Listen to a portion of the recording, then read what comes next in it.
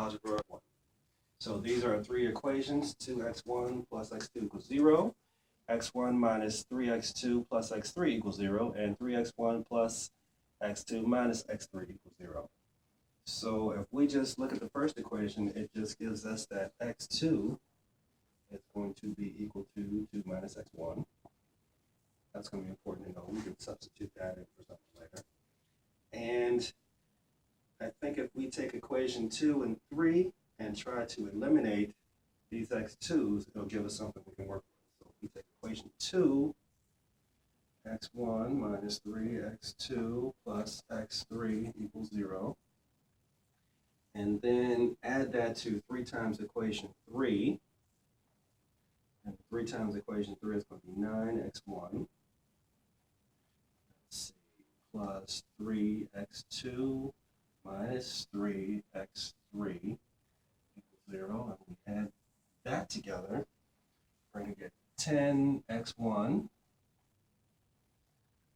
minus 2x3 equals 0.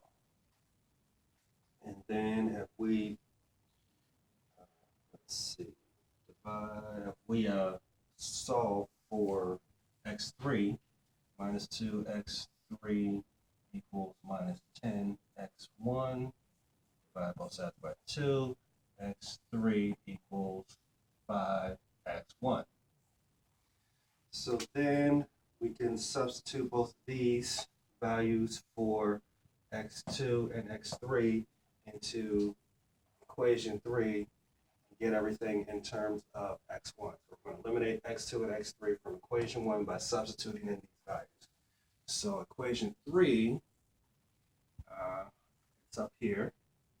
So 3x1 plus x2 minus x3 equals 0. So 3x1 minus, and then x2 is going to be, let's see, minus 2x1, so 3x1 minus 2x1, and x3 is 5x1, so minus 5x1 equals 0. That'll give us minus 4x1 equals 0, and that tells us that x1 equals 0.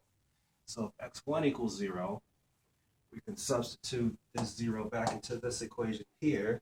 So x2 is going to be equal to 0.